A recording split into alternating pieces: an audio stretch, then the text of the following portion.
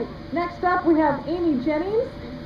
Amy is the new Executive Director of Greater Des Moines Leadership Institute. While Des Moines is where her heart is, she loves to travel. Late last year, she found herself in a situation where she had some extra time on her hands, so she decided to spend a month in Southeast Asia. While there, she had many amazing experiences, and she's going to share a few of those with us tonight. So let's give her a round of applause.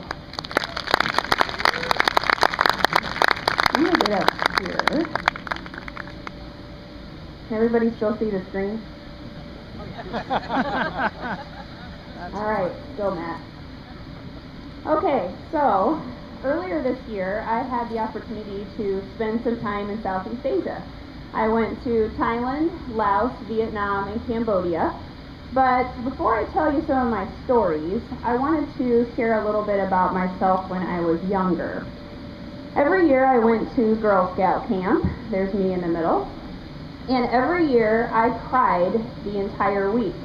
I hated Girl Scout camp because I didn't make any friends and I was very homesick. I was one of those kids that the camp counselors, it was their worst nightmare. But somewhere along the way between then and now, I gained a lot of independence and I gained a sense of adventure, and I also was absolutely bitten by the travel bug. Just for the next slide. Last year I set a goal to visit every continent, and so when I had the opportunity sort of unexpectedly to have some travel time, I decided to go to Southeast Asia, and I used this company called Intrepid. They specialized in small group adventure travel, and they never took any more than 12 people on their trips. So when I arrived in Bangkok, I was met with these 12 faces. There were 4 people from England, 4 people from New Zealand, 2 people from Australia, a girl from San Francisco, and then our tour leader, Com.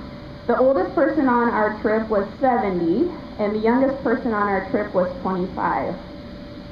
Now we spent, again, a month in Southeast Asia, and I could tell you all about the experiences we had. The Buddhas we saw in Thailand, the Mekong River that we boated on in Laos. I could tell you what I learned about the Vietnam War, genocide, or temples in Cambodia.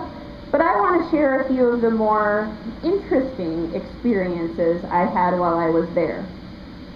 We took a lot of different means of transportation. We spent a lot of time in tuk-tuks, which are their taxis, and we rode in cyclos, we traveled on boats, bicycles, airplanes, planes, trains, automobiles, and my favorite though was my elephant ride. We actually slept in a lot of different places as well. We had 2 overnight stays on trains. We slept overnight in a boat in Ha Long Bay, and we had an overnight in Cambodia, in a small rural village in Cambodia at a homestay. Now, one thing they don't prepare you for is how to use one of these. I had never seen one of these before, and so let's just say that it took me a couple tries to keep my ankles dry. Speaking of squatting, people in Vietnam like to sit on these tiny little stools.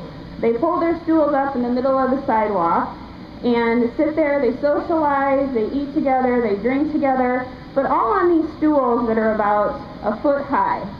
We all got our first try at these little stools when we sat outside in the middle of the street drinking beer in Hanoi.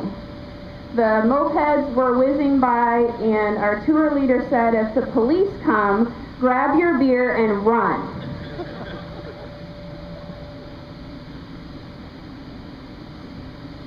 So you can see here that there aren't a lot of traffic laws in Southeast Asia.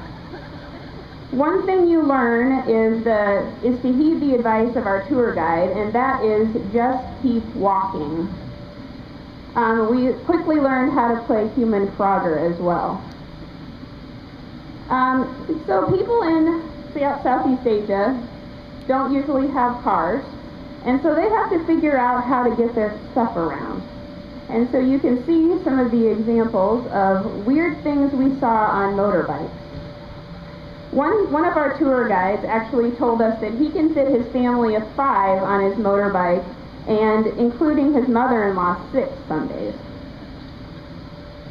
The markets are one of the really unusual things that you see in Southeast Asia. You can get anything at the markets there. You can get the usual things, vegetables, fish, but if anybody had a craving for duck head, you can get that at the market too. I didn't try any of that, but one thing I did try were snails. This is in a village called Hoi An.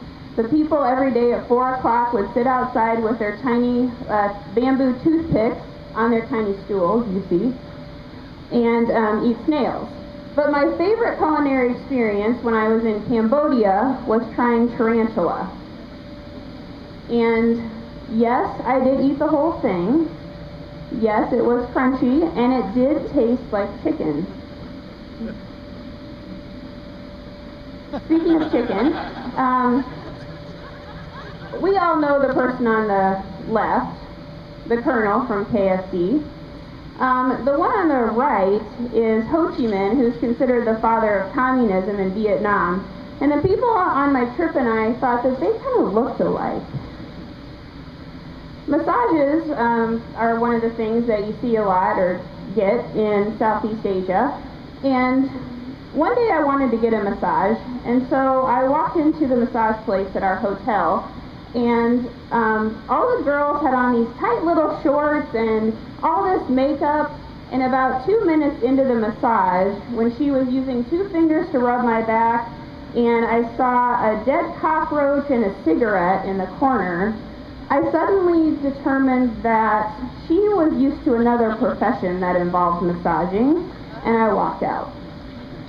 But after our trip had pretty much finished, when we got back to Bangkok, I was welcomed as an Iowa girl by the Better Homes and Gardens billboard, so that made me feel like home. So I have lots of great memories from Southeast Asia. I met a lot of great people, but the one thing that I was thinking on my way home was, where will I go next?